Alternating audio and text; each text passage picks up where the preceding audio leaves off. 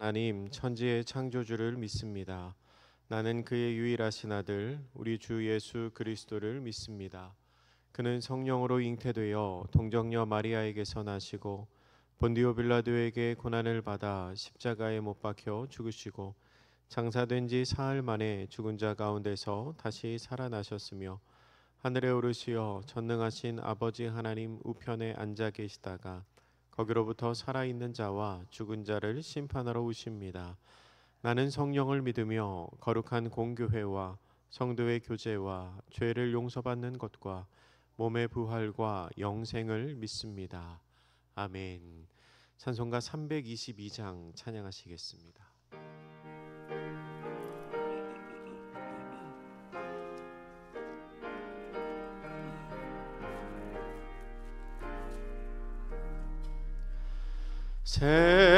세상에 헛된 신을 버리고 하나님 이름 높여 기리세 온 천하 백성 모두 나와서 다 같이 하나님만 섬기세 세상에 헛된 우상 버리고 인간의 모든 부귀영화와 거짓과 불의 모두 버리고 온전히 하나님만 섬기세 주님의 백성 서로 헤아려 시기와 미움 아주 버리고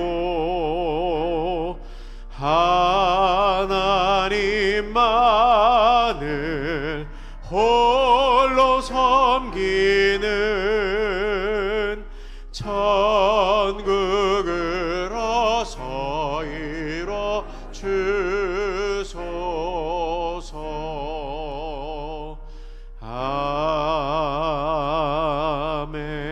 아멘. 함께 기도하겠습니다. 사랑이 많으신 하나님 감사합니다. 오늘도 새로운 하루를 허락하여 주시고 이 하루의 첫 시간에 저희로 하여금 하나님을 예배하며 이 한 날을 시작하게 하시니 감사합니다.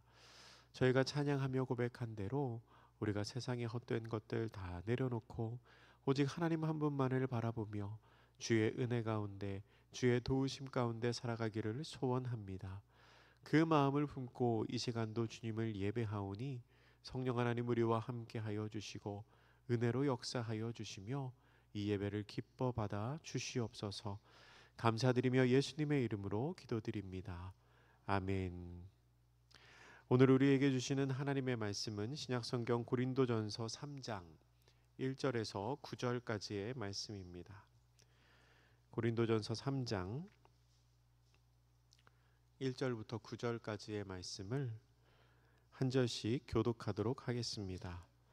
형제들아, 내가 신령한 자들을 대함과 같이 너희에게 말할 수 없어서 육신에 속한 자 곧 그리스도 안에서 어린아이들을 대함과 같이 하노라.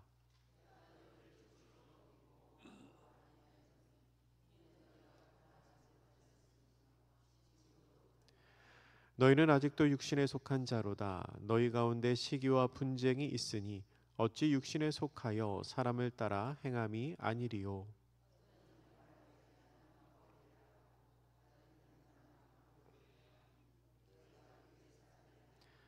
그런즉 아볼로는 무엇이며 바울은 무엇이냐? 그들은 주께서 각각 주신 대로 너희로 하여금 믿게 한 사역자들이니라.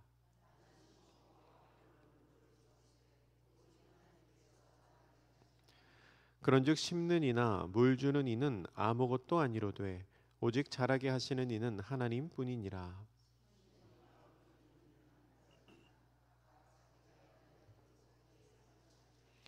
같이 읽겠습니다. 우리는 하나님의 동역자들이요 너희는 하나님의 밭이요 하나님의 집이니라. 아멘. 이제 에바다 찬양대가 하나님을 찬양합니다.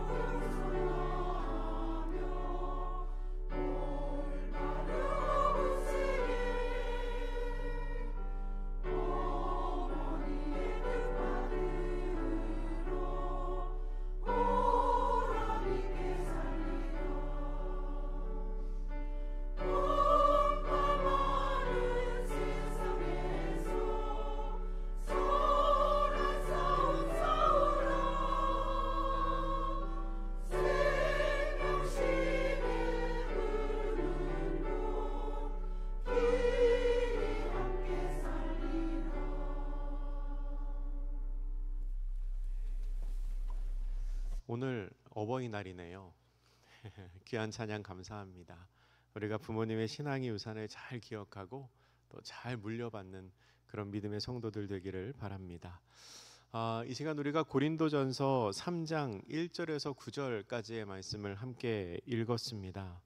이 말씀에서 우리는 당시 바울의 편지를 수신하는, 그러니까 지금 바울이 편지를 쓰고 있는 대상인 고린도 교회 성도들의 모습이 어떠했는지를 엿볼 수 있습니다. 고린도 교회 성도들의 신앙 상태가 어떠했는지, 고린도 교회에 어떤 문제가 있었는지를 이 편지의 내용을 통해서 짐작해 볼 수 있는 겁니다. 바울의 입장에서 봤을 때 고린도 교회 교인들은 참 안타깝기도 하고 화가 나기도 하고 때로는 답답한 사람들이었습니다. 물론 그 중에는 고마운 마음도 있었지요. 근데 그렇게 답답하고 화가 나고 안타까운 중에도 바울은 포기하지 않고 계속해서 그들을 책망하기도 하고 때로는 위로하기도 하면서 그들이 하나님 나라의 일꾼이라는 사실을 계속해서 상기를 시킵니다. 사도 바울은 오늘 본문의 2절 말씀에서 젖과 밥에 관한 이야기를 합니다. 1절에서 이렇게 말하죠. 내가 신령한 자들을 대함과 같이 너희들에게 말할 수 없어서 그리스도 안에서 어린아이를 대함과 같이 하노라. 무슨 말입니까? 어려운 말을 하면 못 알아들으니까 아이에게 말하는 것처럼 내가 말하겠다라고 말하고 있는 겁니다. 그러면서 2절에서 이렇게 말합니다. 우리 오늘 본문 고린도전서 3장 2절 말씀 같이 한번 읽겠습니다. 시작.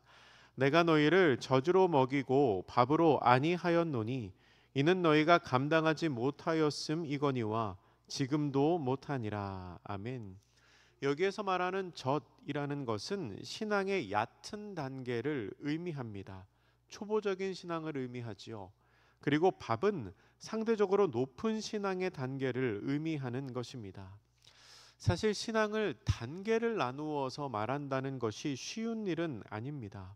어려운 일이지만 초보적인 가르침을 받아들일 수 있는 신앙과 심오한 진리를 받아들일 수 있는 신앙은 분명히 차이가 있기 때문에 바울은 굳이 이러한 표현을 사용하고 있습니다.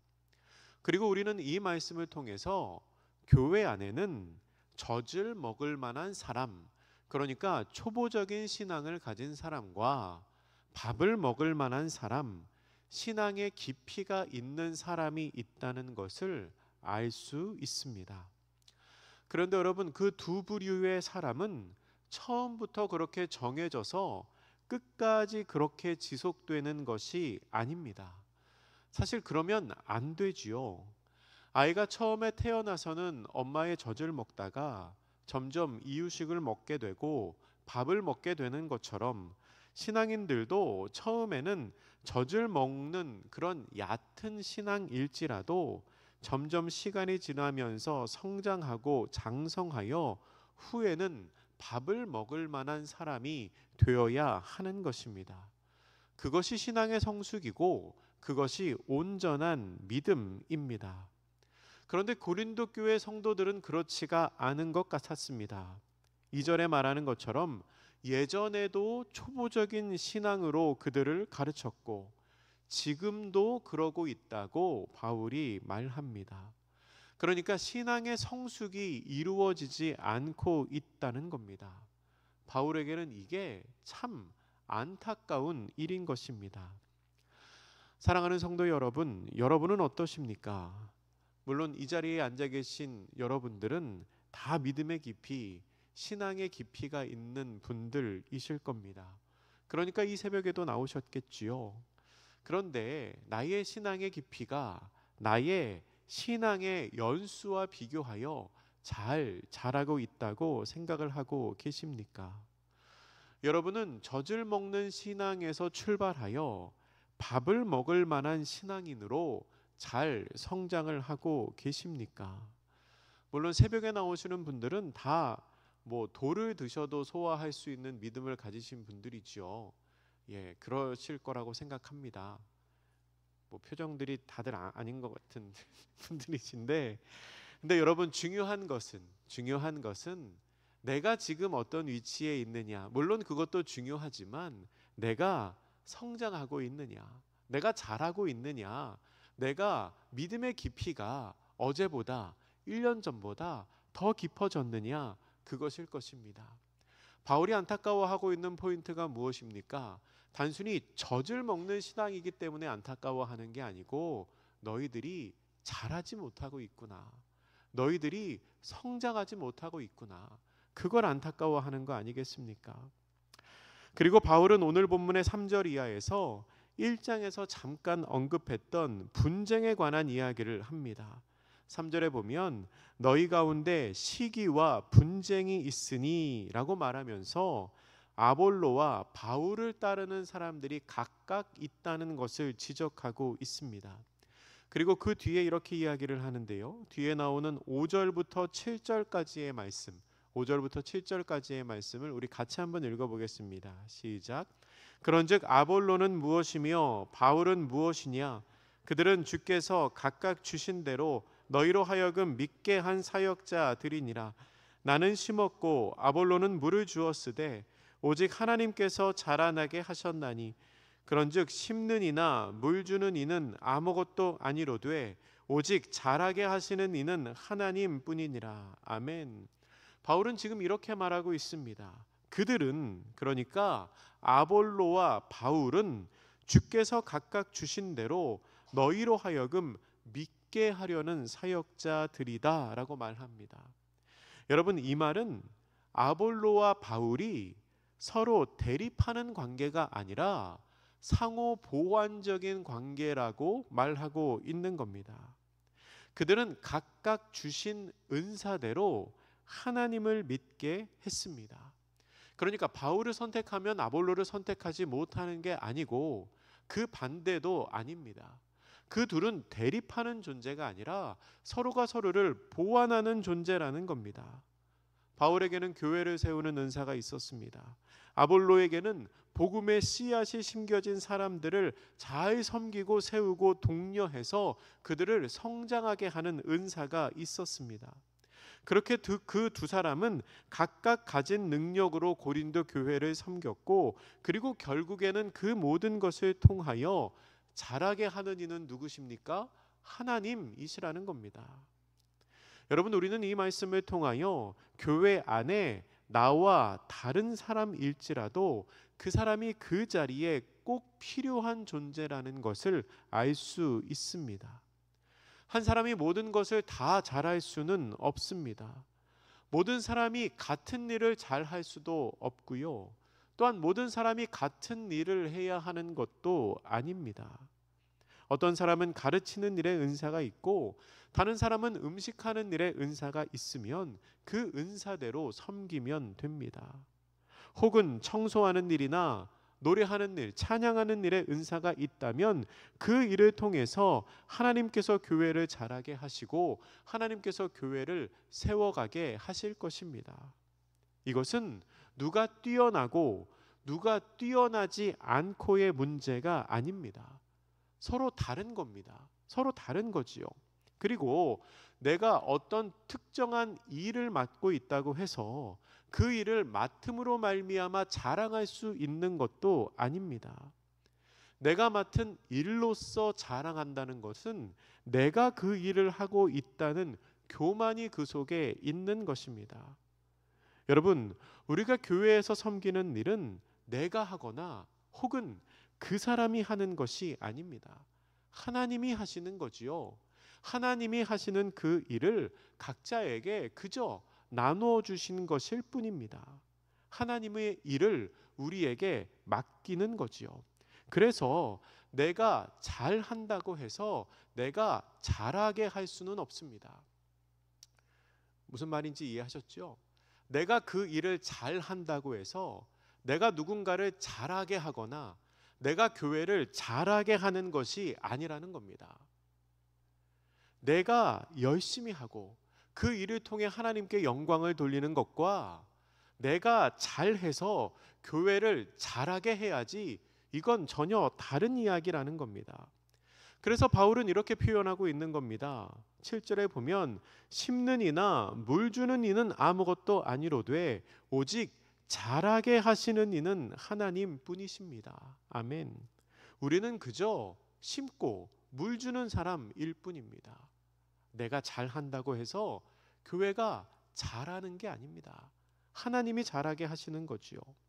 그렇기 때문에 사역에는 우열이 없습니다. 그저 하나님이 부르신 은사에 따라 주어진 자리에서 섬기며 자신이 섬긴 일로 자기의 상을 받는 것입니다. 하나님께서는요, 비교하시지 않습니다. 8절에서 이렇게 기록하지요. 심는 이나 물 주는 이는 한 가지이나 각각 자기가 일한 대로 자기의 상을 받으리라. 아멘. 모든 사역은 결국에는 교회를 세운다는 의미에서 같은 사역입니다. 하나님께서는 어떤 일을 하느냐에 따라 관심이 있으신 게 아니라 그가 그 일을 어떻게 감당하느냐에 관심이 있으십니다. 그리고 각각 자기가 일한 대로 상을 받게 됩니다.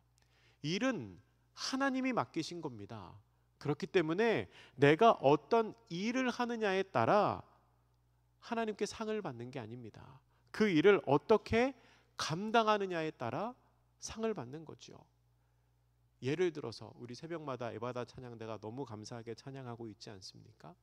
어느 날 하나님 나라에 가서 하나님께서 물어보실 겁니다. 너 뭐 하다 왔니? 예, 저는 새벽마다 하나님 찬양하는 에바다 찬양대 하고 왔습니다.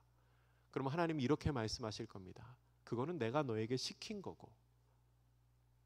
너 뭐 하다 왔니? 네, 하나님이 저에게 주신 그 사명을 잘 감당하다 왔습니다. 어떤 차이가 있는지 아시겠습니까? 일은 하나님이 맡기신 겁니다. 하나님이 우리에게 보시는 것은 그것을 얼마나 잘 감당하느냐입니다. 내가 찬양대 한다고, 내가 교사한다고, 내가 교회에서 어떤 직분을 맡았다고 그것이 나의 자랑이 되어서는 안 된다는 겁니다.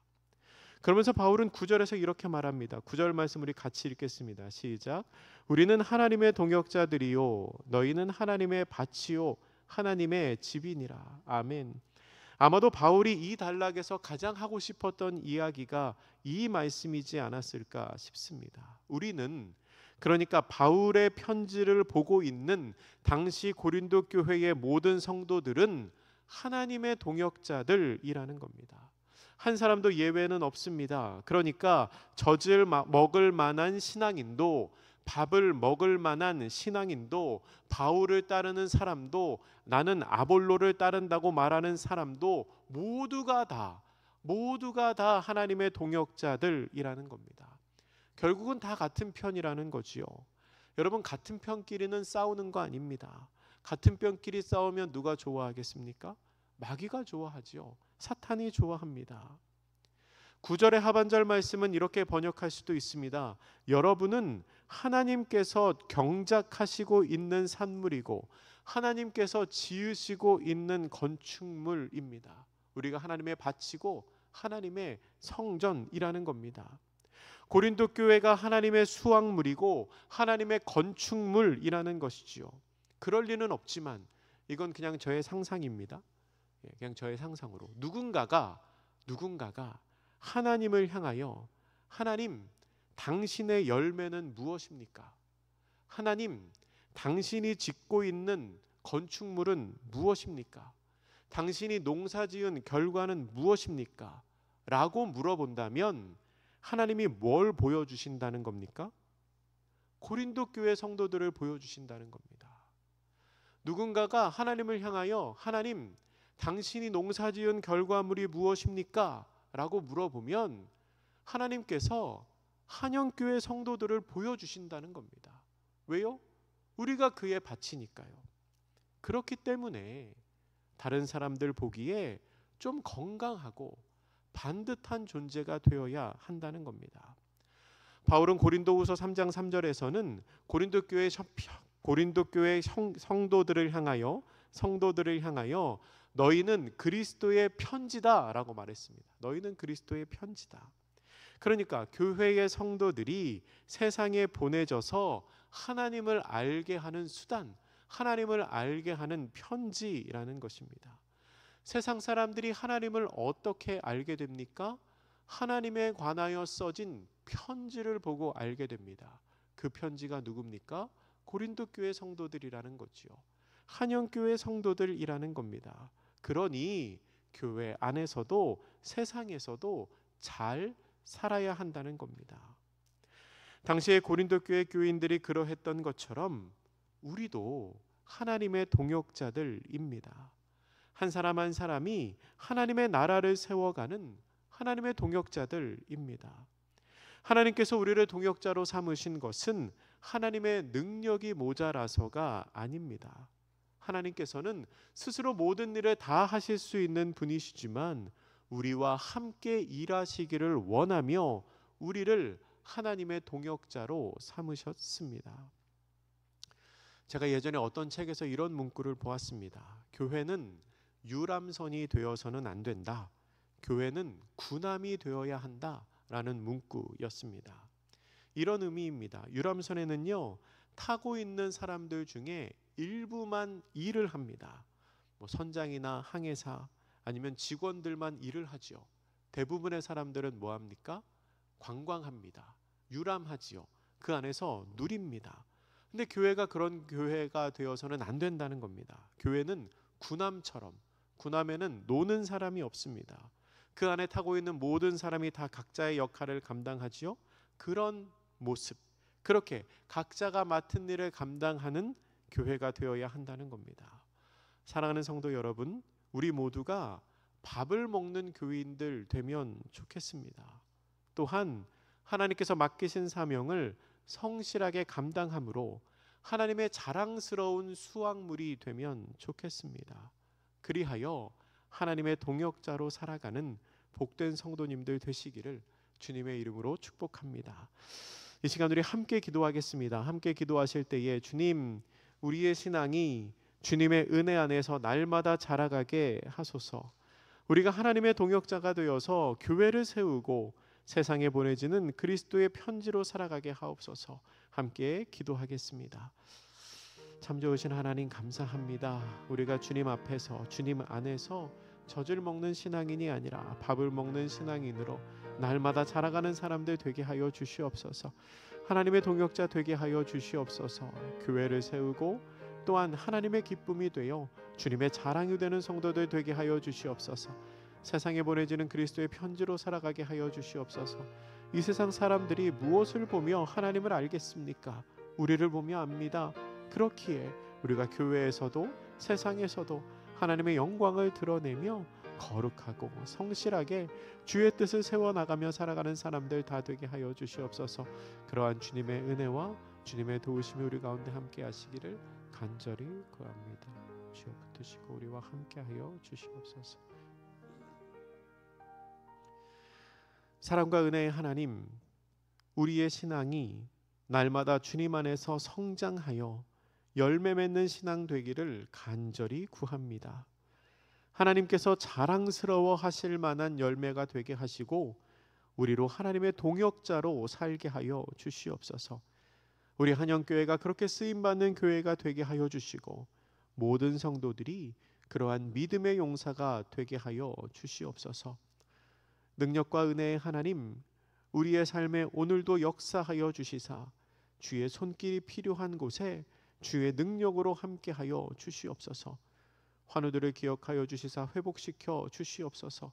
수술을 기다리고 있는 사람들, 수술 후에 회복하고 있는 성도들 은혜의 손길로 붙들어 주시어서 온전하고 깨끗한 치유가 일어나게 하여 주시옵소서.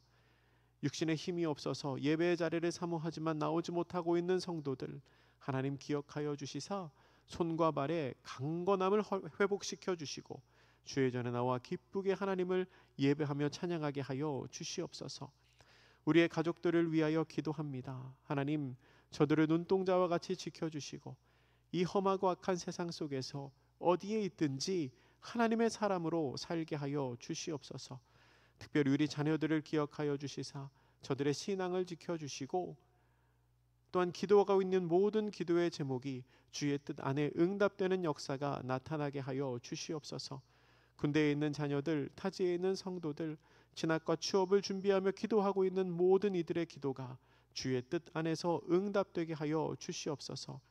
하나님, 나라가 참으로 어지럽습니다.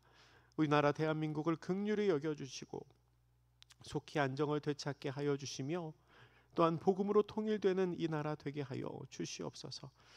이 새벽에 가지고 나온 모든 기도의 제목이 주의 보좌에 상달되어 하나님의 은혜 가운데 응답되기를 간절히 구합니다. 주님, 우리와 함께 하여 주시고 우리와 동행하여 주시며 오늘도 우리가 예수 그리스도의 이름과 그 가치와 그 가르침을 붙들고 살아가는 사람들 다 되게 하여 주시옵소서. 감사드리며 예수님의 이름으로 기도드립니다. 아멘. 하늘에 계신 우리 아버지, 아버지의 이름을 거룩하게 하시며 아버지의 나라가 오게 하시며 아버지의 뜻이 하늘에서와 같이 땅에서도 이루어지게 하소서. 오늘 우리에게 일용할 양식을 주시고 우리가 우리에게 잘못한 사람을 용서하여 준 것 같이 우리 죄를 용서하여 주시고 우리를 시험에 빠지지 않게 하시고 악에서 구하소서. 나라와 권능과 영광이 영원히 아버지의 것입니다. 아멘.